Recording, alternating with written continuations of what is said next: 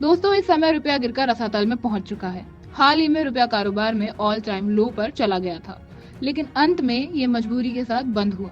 रुपया इस साल एशिया में सबसे खराब प्रदर्शन करने वाली करेंसी रही है। हालांकि रुपये में गिरावट आने के नुकसान तो है ही, इसके साथ ही कुछ फायदे भी हैं। ऐसे में आइए जानते हैं रुपये में क्यों आ रही है गिरावट, इसके क्या होंगे फायदे और नुकसान। नमस्कार दोस्तों, आज हम बात करेंगे एक महत्वपूर्ण टॉपिक पर, रुपए के भाव का गिरना यानी रुपए की वैल्यू का घटना। अक्सर हमें खबरों में ये सुनने को मिलता है कि रुपया डॉलर के मुकाबले कमजोर हो रहा है। तो क्या इसका अर्थव्यवस्था पर कोई असर पड़ता है? क्या रुपए का गिरना फायदेमंद है या नुकसानदायक? तो सबसे पहले जान लेते हैं कि रुपए गिरने के क्या है फायदे। रुपए गिरने का पहला फायदा ये है, इससे निर्यात को बढ़ावा मिलता है। जी हाँ, जब रुपए की कीमत गिरती है तो भारतीय उत्पाद विदेशी बाजार में सस्ते हो जाते हैं। इसका मतलब ये है कि हमारे उत्पादों का विदेशों में ज्यादा खरीद होती है। इससे निर्यात बढ़ता है और भारतीय कंपनियों को लाभ मिलता है। दूसरा फायदा विदेशी निवेश का होता है। रुपए का गिरना विदेशी निवेशकों के लिए आकर्षक होता है, क्योंकि जब रुपया कमजोर होता है तो विदेशी निवेशकों को भारतीय शेयर बाजार और कंपनियों में निवेश करने में फायदा हो सकता है। वह कम कीमत में भारतीय संपत्ति खरीद सकते हैं। तीसरा फायदा है पर्यटन उद्योग को लाभ। अगर रुपया कमजोर हो जाता है तो विदेशों से आने वाले पर्यटकों के लिए भारत सस्ता हो जाता है। इससे पर्यटन उद्योग को बढ़ावा मिलता है और विदेशी पर्यटक अधिक मात्रा में भारत आते हैं।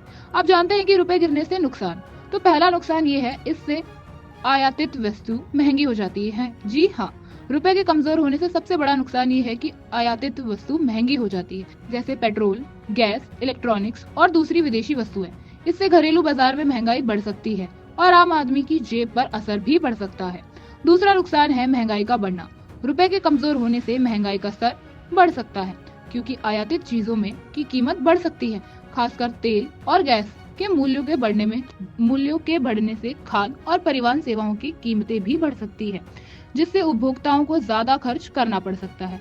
तीसरा नुकसान है कि विदेशी कर्ज महंगा हो जाता है। अगर भारत सरकार या भारतीय कंपनियां ने विदेशी मुद्रा में कर्ज लिया है तो रुपया कमजोर होने पर उन्हें ज्यादा भारतीय रुपयों में कर्ज चुकाना पड़ता है। इससे कर्ज की आयादगी महंगी हो जाती है और वित्तीय दबाव बढ़ता है। अब ये भी जान लेते हैं कि रुपए के गिरने से क्या क्या प्रभाव पड़ते हैं। तो पहला प्रभाव विदेशी मुद्रा पर भंडार पर होता है। रुपए के गिरने से भारत के विदेशी मुद्रा भंडार पर भी दबाव बढ़ सकता है। इसके कारण भारत को अपनी मुद्रा को स्थिर रखने के लिए अधिक विदेशी मुद्रा बेचने की आवश्यकता हो सकती है। दूसरा प्रभाव ये होता है कि रुपया गिरने से निवेशकों का मनोबल कमजोर होता है, क्योंकि रुपए के गिरने से भारतीय बाजार में अनिश्चितता पैदा हो सकती है।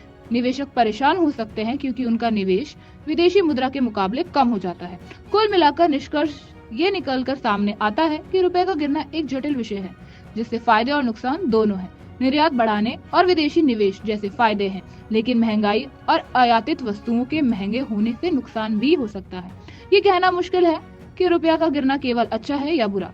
ये सब स्थिति पर निर्भर करता है और सरकार की नीतियों पर भी। आपको क्या लगता है, क्या रुपयों का गिरना भारतीय अर्थव्यवस्था के लिए फायदेमंद है या नुकसानदायक? नीचे कमेंट करके हमें बताइए और वीडियो पसंद आए तो लाइक करिए, सब्सक्राइब करना ना भूलें।